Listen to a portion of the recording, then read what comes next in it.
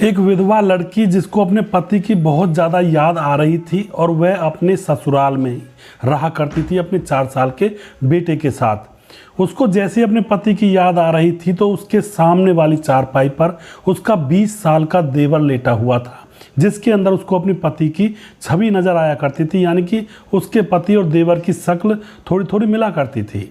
तो उस देवर को वह टकटकी लगा कर देख रही थी, लगातार उसको 1 घंटे तक देखती रहती है। और दोस्तों उसके बाद उसके मन में कौन कौन से ख्याल आ जाते हैं। फिर वह एक दिन सास ससुर के सामने कुछ ऐसी डिमांड रख देती है कि उसके सास ससुर बौखला जाते हैं। और फिर इस घटना में क्या होता है, बड़ी विचार करने योग्य यह घटना है और बहुत कुछ इससे सीखने को मिलता है। वीडियो को लास्ट तक ज़रूर देखा करें दोस्तों, यहाँ पर बहुत नॉलेज की बातें होती हैं। नमस्कार, मैं हूँ सुदेश कुमार और मेरे गोपाल चैनल में आपका स्वागत है। सुमन नाम की एक लड़की जो कि 22 साल की है और वह पश्चिम बंगाल में रहा करती है, वहीं के एक गांव में रहती है। सुमन जो कि पढ़ने लिखने में बहुत ही ज़्यादा होशियार थी। उसके माँ बाप भी अपनी बेटी के ऊपर गर्व किया करते थे, क्योंकि किसी भी क्लास में, कोई सा भी स्कूल हो, कोई सी भी क्लास हो, हर क्लास में वह अव्वल आया करती थी। और जो सुमन को पढ़ाने वाले टीचर होते, वह टीचर सुमन के माँ बाप से उसकी खूब तारीफ किया करते थे।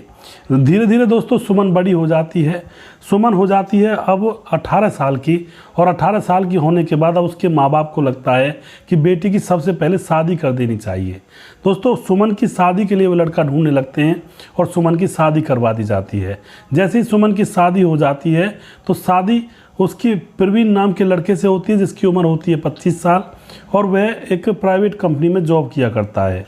दोनों पति पत्नी आराम से खुश होकर रहा करते थे। और ये सुमन की जो जब शादी हुई थी उस समय ये 18 साल की थी और प्रवीण 21 साल का था। और फिलहाल सुमन 22 साल की है और प्रवीण 25 साल का है।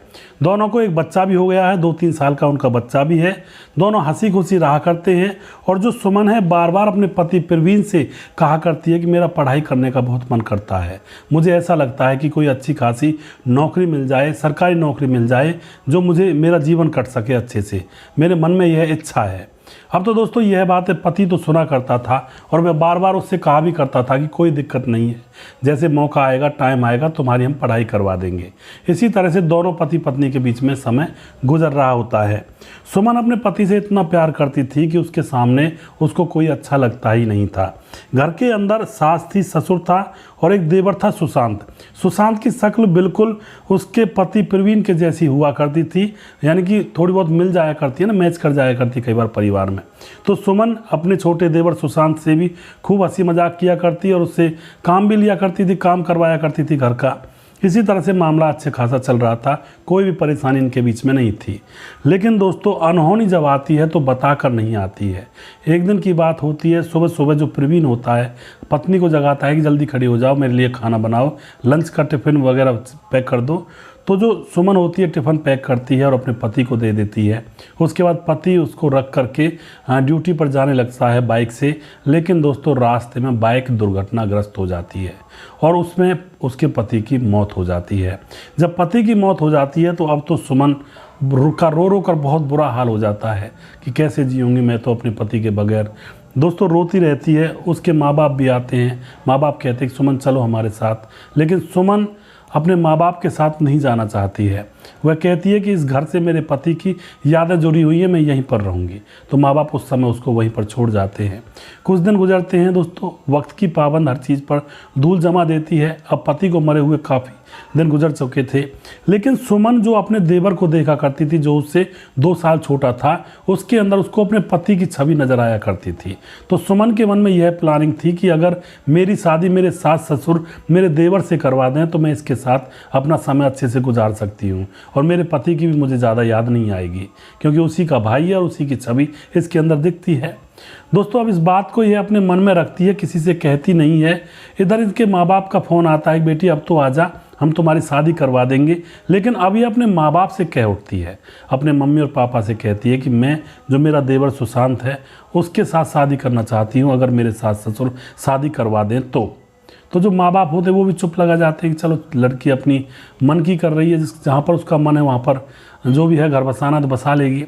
अब कुछ दिन गुजर जाते हैं। जो सुमन होती है अपने देवर की तरफ हरदम नज़र टिकाकर देखती रहती, क्योंकि उसके देवर में उसको अपने पति की नज़र और पति की छवि नज़र आया करती। एक दिन की बात है, उसका देवर आराम से चारपाई पर सोया हुआ था, तो वह 1 घंटे तक लगातार अपने देवर की तरफ देखती ही रहती है और आंखों में आंसू भर लाती है। दोस्तों अब एक दिन वह हिम्मत करके अपने सास ससुर के सामने यह प्रस्ताव रख देती है कि मैं सुशांत से शादी करना चाहती हूँ। लेकिन दोस्तों उसके जो सास ससुर थे उनके मन में तो न जाने कौन कौन सी चीज़ें चल रही थी। एकदम से वह उसके ऊपर गुस्सा करते हैं कि हमारे बड़े बेटे को तो खा गई, छोटे बेटे को भी खाएगी क्या। दोस्तों यह बात जब सुमन सुनती है तो उसके रोने का कोई ठिकाना नहीं होता है। ज़ोर ज़ोर से रोने लगती है और बहुत कई घंटों तक रोती है। और अब वह अपने माँ बाप के पास भी फ़ोन करती है, तो उसके माँ बाप कहते हैं कि बेटी ये तुम्हारी शादी सुशांत से नहीं करवाएंगे, तू हमारे पास आ जा। तो अब माँ बाप को यह बुला लेती है और फिर माँ बाप के साथ अपने बेटे को लेकर के अपने मायके चली जाती है। वहाँ जाने के बाद फिर से इसके माँ बाप कहते हैं कि बेटी शादी कर ले, लेकिन जो सुमन होती है वह कहती है कि नहीं, मुझे कहीं और शादी नहीं करनी, शादी करनी है तो अपने देवर से करनी है, वरना किसी से नहीं करनी इस संसार के अंदर। मैं पढ़ना चाहती हूँ, पढ़ लिख कर मैं कुछ बड़ी अफसर बनना चाहती हूँ। दोस्तों उसके बाद वह पढ़ाई लिखाई चालू कर देती है और पढ़ लिख करके वह IAS अफसर बन जाती है। IAS अफसर जैसे बन जाती है तो लोगों की भलाई किया करती, किसी का फंसा हुआ काम निकलवा दिया करती। तो किसी का काम बिगड़ा हुआ पड़ा था, कोई उसके ससुराल का आदमी था, तो वह उसका काम बनवा देती है। तो वह अब सुमन के सास ससुर के पास जाता है कि तुम्हारी बेटी की बहू तो बहुत अच्छी है यार, बड़ा अच्छा काम करती है, गरीबों की मदद करती है। अब सुमन के सास ससुर को पता चल जाता है कि सुमन IAS अफसर बन गई है। अब तो यहाँ पर सास ससुर को बड़ी गिलानी होती है और वह दोनों सास और ससुर अब पहुँच जाते हैं सुमन के घर पर।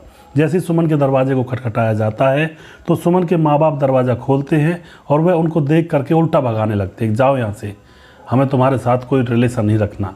लेकिन बूढ़े माँ बाप ये कहते हैं कि हम अपने बेटे की शादी सुमन के साथ करने के लिए तैयार हैं। हमारी आंखों पर पर्दा पड़ गया था, सुमन तो बहुत अच्छी है, नेक दिल है, गरीब लोगों की मदद भी किया करती है और ऊपर से बड़ी अफसर बन गई है।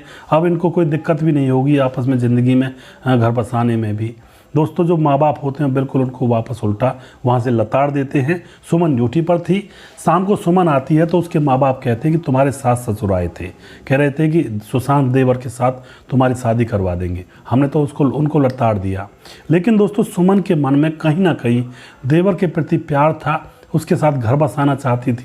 वह अपने मम्मी पापा को समझाती है कि देखो मम्मी पापा, मैं किसी और से शादी तो कर नहीं सकती, मेरे देवर सुशांत के अंदर मेरे पति की छवि मुझे नज़र आती है, तो बस इसी वजह से मैंने उसके साथ शादी करने का यहाँ पर सोचा है।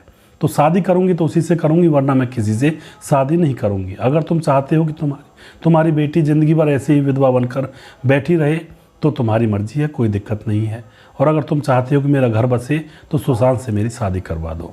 उसके बाद जो सुमन होती है उसके माँ बाप की समझ में आ जाती है कि बेटी उसी से शादी करेगी, उसी के साथ घर बसाएगी। और फिर वे यह भी सोचते हैं कि वह बेटी अपने पाँव पर खड़ी है, किसी के आश्रित नहीं है, तो इसको जो करना है इसकी मन में जो है वो कर लेने दो।